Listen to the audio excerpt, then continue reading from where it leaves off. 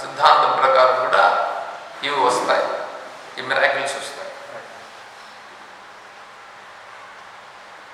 ఇప్పుడు ఇక్కడి నుంచి స్వర్గలోకం ఉంటుంది, స్వర్గలోకంలో ఉండే వాళ్ళతో మాట్లాడేది, స్వర్గలోకానికి వెళ్ళేది వచ్చేది, ఇవన్నీ ఉన్నాయే, ఇవన్నీ శక్తులు.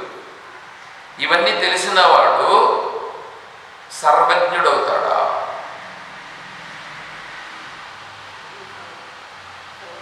ఇవన్నీ తెలిసిన వాడు సర్వజ్ఞుడు కాదు. ఇప్పుడు వీళ్ళు ప్రజలుగా ఉండేటువంటి వాళ్ళు ఎవరిని బ్రహ్మరథం పడుతున్నారు? వీళ్ళను బ్రహ్మరథం పడుతున్నారు.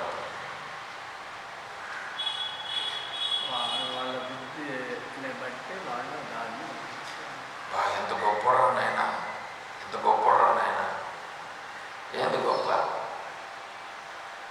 వాని జీవితాన్ని వాడు వృధా చేసుకుంటున్నాడు. వాని జీవితాన్ని వాడు వృధా చేసుకోవడమే కాకుండా అనేక జన్మలు ఎత్తేదానికి కారణమవుతున్నాడు. ఆత్మతత్వాన్ని తెలుసుకోకుండా తన జీవితాన్ని నాశనం చేసుకుంటున్నాడు. చూడండి, ఆత్మతత్వం తెలుసుకునేదానికి వెళ్ళే సందర్భంలో అనిమ, గరిమ, లఘిమ, ప్రాప్తి, ప్రాకామ్యం, ఈశత్వం, వశిత్వం, అనిమ, గరిమ, లఘిమ, మహిమ, ప్రాప్తి, ప్రాకామ్యం, ఈశత్వం, వశిత్వం, ఈ 8 అష్టసిద్ధులు అంటారు. ఈ అష్టసిద్ధులు వీడికి మధ్యలో వస్తాయి. ఈ అష్టసిద్ధులు నా ఉదయ మహానుభావ, వీటి వల్ల ప్రయోజనం లేదు అని చెప్పి సింపుల్గా వాటిని ఒక ఎండు టాకుని తీసి వారగా పెట్టినట్లుగా పెట్టి దాన్ని వారగా పెట్టేసి ఇంకా నేను ముందుకెళ్ళాలి. ఆత్మతత్వం తెలుసుకోవాలంటే సర్వజ్ఞత్వాన్ని గురించి చెప్తున్నా నేను. దివ్య వ్రతం చెప్పాలి మీకు.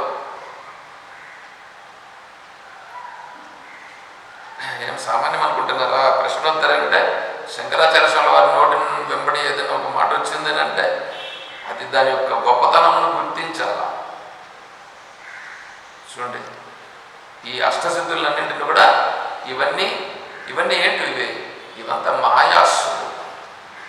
మాయాస్వరూపములో ఇటువంటివన్నీ ఒక చిన్న చిన్న తుంపరలు లాంటివి.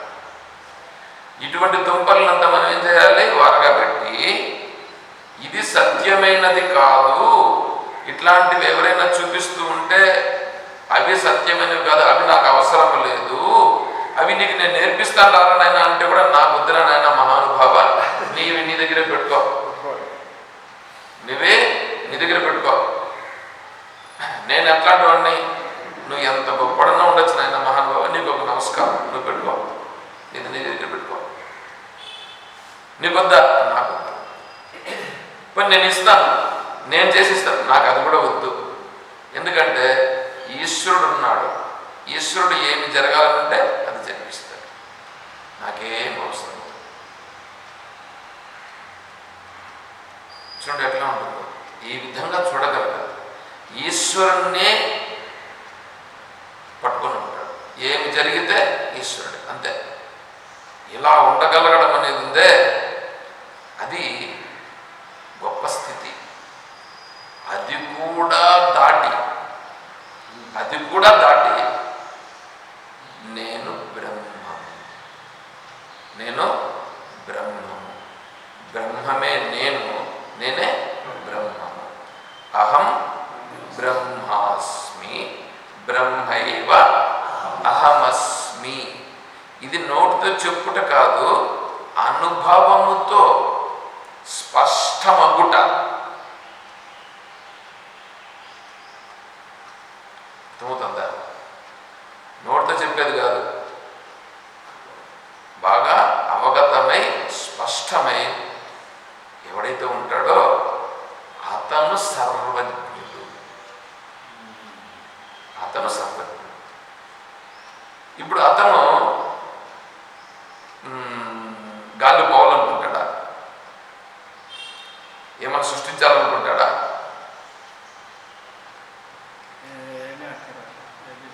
అవి తెలియదా? ఒక మహానుభావుడు తపస్సు చేసుకుంటూ అంటే ధ్యానంలో, ఆ సమయంలో పైన గంధర్వులు పోతున్నారు. గంధర్వులు పోతూ చూచి ఇతనికి మనం ఏదన్నా కొద్దిగా చూపించాలి అని వాళ్ళు ఇతనితో కొంచెం ఆడుకోవాలని అనుకున్నారు. సరే పైనుంచి దిగారు. దిగితే ఎవరు మహాత్ములు దిగారని చెప్పి లేచి ఇతను ఈ మహాత్ముడు తపస్సు చేసుకుంటుంది లేచి వాళ్లకు నమస్కారం చేశాడు. మేము ఎవరో తెలుసా? మహాత్మా, మీరెవరో నాకు తెలియదు, కానీ గొప్పవాళ్ళు కాబట్టి మీరు ఇక్కడికి వచ్చారు కాబట్టి నన్ను అనుగ్రహించేదానికి వచ్చినారు కాబట్టి మీకు నేను నమస్కారం చేశాను. మేము గంధర్వ లోకంలో ఉండేటువంటి వాళ్ళము, గంధర్వులము. చాలా సంతోషం మహాత్మా, నేను మీకేమైనా సేవ చేయగలనా? నేను చేయగలిగేటువంటి సేవ చెప్పండి, నేను దయచేసి చేయగలుగుతాను. నువ్వేం సేవ చేయాల్సిన పని లేదు, నీకే మేము వరాలు ఇచ్చేదానికి వచ్చినామని వాళ్ళు. ఇప్పుడు వీరన్నారు, మహాత్మా నాకు వరాలతో ఏమీ అవసరం లేదు స్వామి. ఏ మేము వరాలు ఇస్తాం కదా, నీకెందుకు? ఈశ్వర అనుగ్రహం చేత ఏమి జరగాలంటే అది జరుగుతుంది మహాత్మా, కాబట్టి నాకు వరాలు అవసరం లేదు అని అన్నాడు. కాదయ్యా, నీకు నువ్వు శరీరంతో ఉన్నావు కదా. నిన్నెవరో ఒక ఆయన చెప్తున్నాడు, అద్వైత వేదాంతంలో చెప్తా ఉండే ఆయన, అద్వైతంలో ఉన్నాడంట. అద్వైతంలో ఉంటే కూడా ఇప్పుడు శరీరంతో ఉన్నాడు కదా, కాబట్టి ద్వైతంలో ఉన్నట్లే అంటాడు. ఇదంతా ఈశ్వరుని యొక్క వైభవము. ఎంతటి అద్వైతవాదైనా కూడా ద్వైతంలోకి దిగాల్సిందేనా అన్నాడు.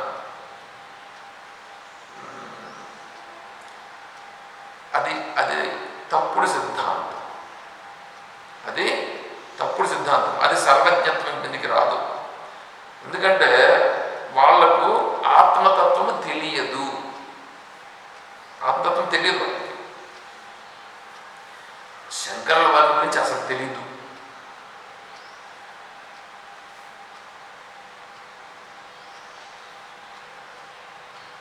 సాంసిద్ధికి స్వాభావికి సహజ హృతచయ ప్రకృతి సేతి విజ్ఞేయ స్వభావం న జహాతియ. ఒక ప్రశ్నేస్తున్నా. ఇప్పుడు పక్షులు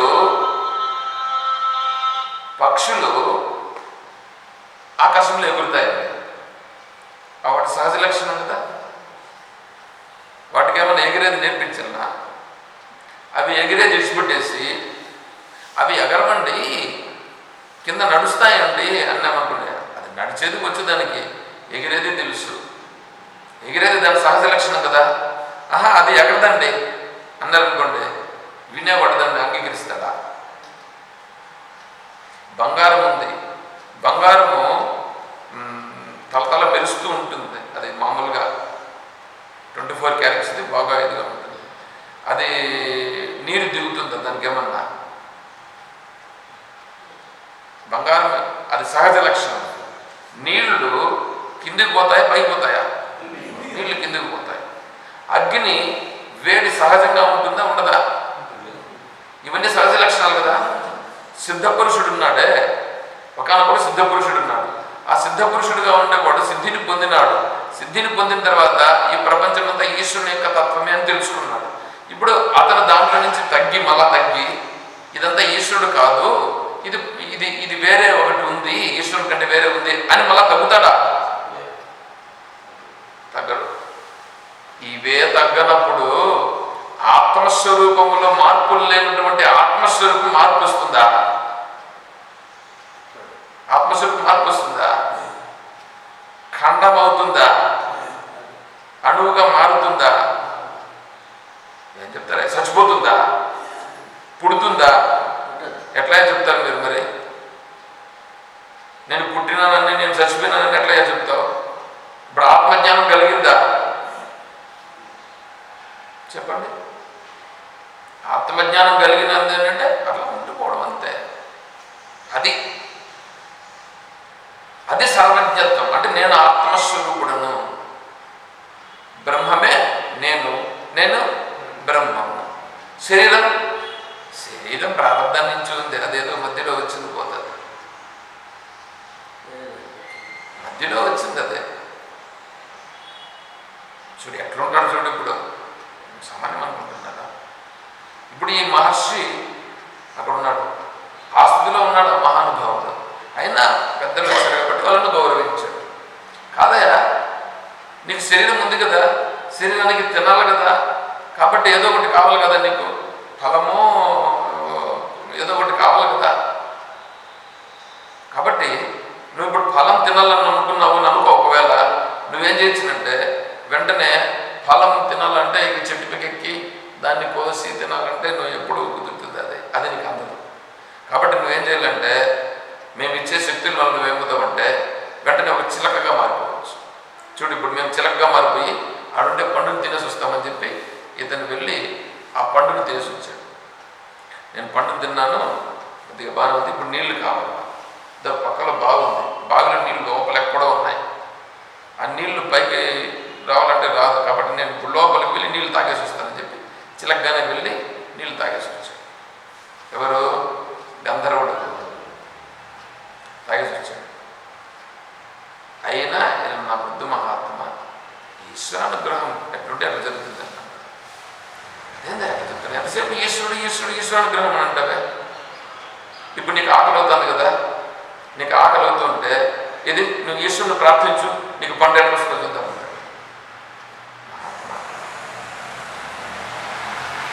ఈశ్వరుని అనుగ్రహం ఉంటే నాకు భగవంతుని యొక్క అనుగ్రహం వలన రావాల్సి ఉంటే అది వస్తారు స్వామి అందరూ అంటూ ఉండగానే ఆ చెట్టుల నుంచి పండ్లు ఉన్నాయి చూడండి, ఆ చెట్టే కిందికి వండిందంట. చెట్టే కిందికి వండింది అంటే ఫలమును కోసుకుండేంత దగ్గరకు వచ్చేసింది. దాన్ని కోసుకున్నాడు, కోసుకొని ఈశ్వరాజ్ఞ అని చెప్పి దాన్ని తీసుకుని దాన్ని భక్షించిన భిక్ష తీసుకున్నాడు. తర్వాత ఇంక నీళ్లు తాగాలిగా, పరమేశ్వర అనుగ్రహం ఉంటే జలం కూడా నాకు లభిస్తుంది అని అనుకుంటున్నాడు. ఆ యొక్క బావిలో ఉండే నీళ్ళు ఉన్నాయి చూడండి, అవి బుడబుడ అని పొంగి పైకి వచ్చినాయి. తాగేటట్లుగా నీళ్ళతో తాగేసి చేత్తో తాగేసేసి పరమేశ్వర నీకు ధన్యవాదాలు స్వామి అని చెప్పి పరమేశ్వరుడికి ధన్యవాదాలు చెప్పినాడు. ఇప్పుడు ఈ గంధర్వులు ఏం చేస్తారు? సిగ్గుపడి మహాత్మా నిన్ను మేము ఏదో నీకు ఇవ్వాలని మేము అనుకున్నాము, దయతో క్షమించండి అని చెప్పి వారికి నమస్కారం చేసి వారికి వెళ్ళారు. ఈయనేమన్నా అంతగా ఏమన్నా శక్తులు ఏమన్నా ప్రయోగించినట?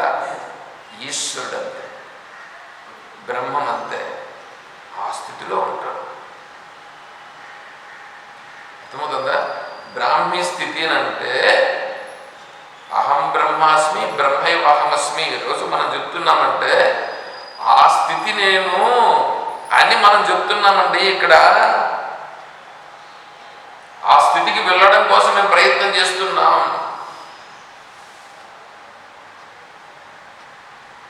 ఇప్పుడు చూసుకోండి మీరు, మిగతా వాళ్ళ దీనికి ఇక్కడ మనం చేస్తూ ఉండే దానికి ఎంత ఉందో. ఇది ఆచార్యుల వారి యొక్క స్థితి. దానిని అనుగ్రహించారు మనకు మన ఆచార్యుల వారు. ఈ ఆచార్యుల వారు శంకరుల వారి యొక్క సాంప్రదాయం. అంటే శంకరుల వారి యొక్క తత్వాన్ని స్వామిని ఏమంటారంటే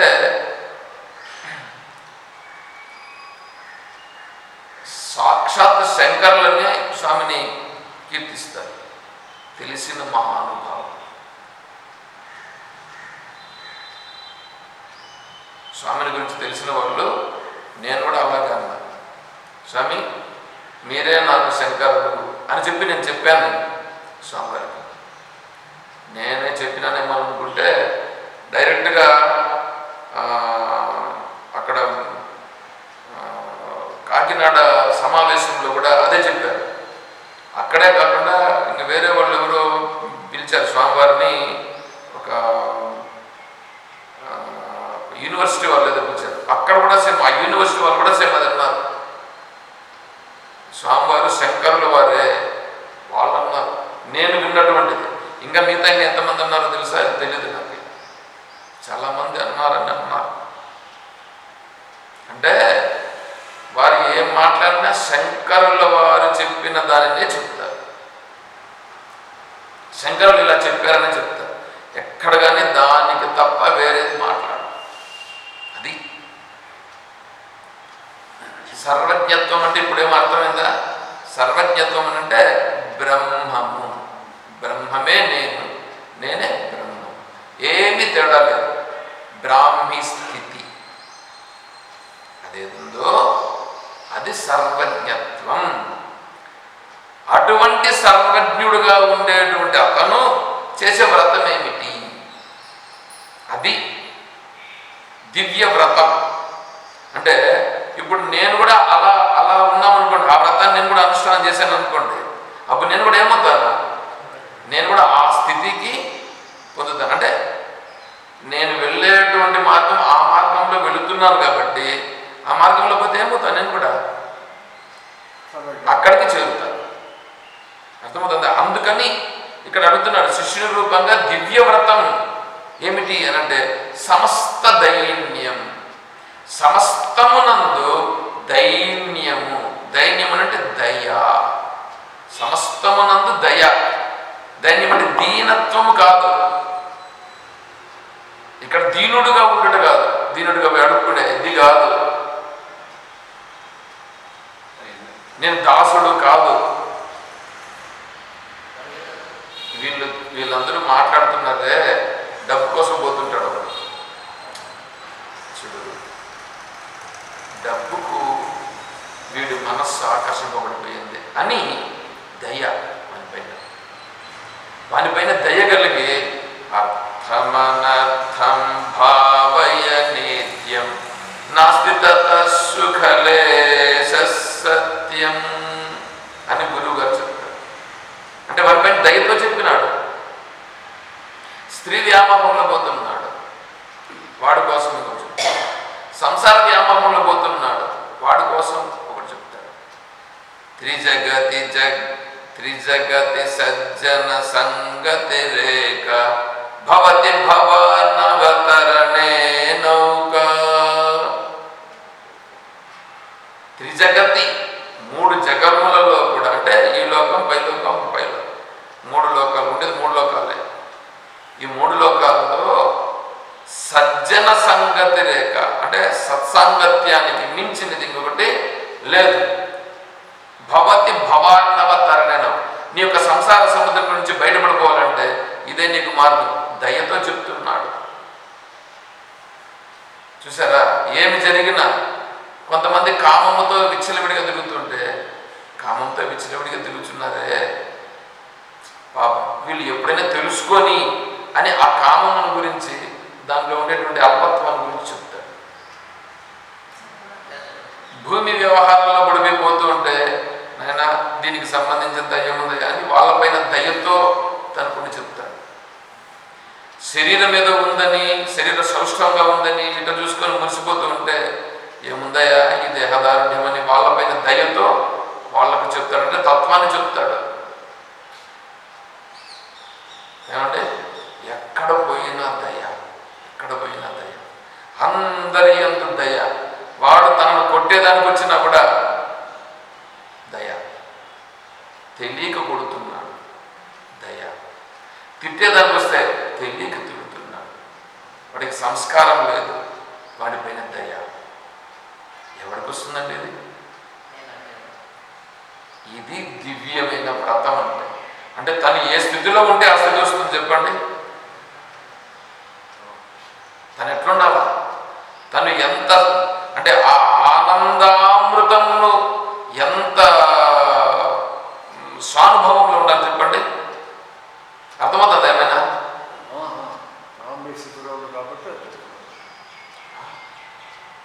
వేరే వాడు తిడుతూ ఉంటే మనసు వికారం చెందకుండా ఉండాలంటే తను ఎట్లా ఎంత పైగా వికారం చెందకుండా ఉండు, పైగా అతని పైన దయ్య.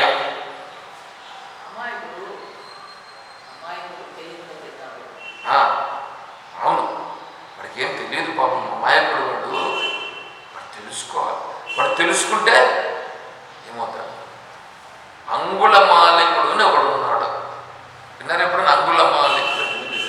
నేను చెప్పినా బుద్ధ భగవానుడు పొద్దుంటే అంగుళమాలికుడు చంపేస్తాను కళ్ళలో చూస్తే చంపేస్తానంటే అందరూ భయపడిపోయినారు. ఇంతవరకు బుద్ధ భగవానుడి కళ్ళలో ఏమనే మాత్రం తేడా లేదు. ఏంది నేను ఇట్లా మాట్లాడుతుంటే ఏం నీ కళ్ళలో కొంచెం కూడా భయం కనిపించలేదు? ఎందుకు భయం?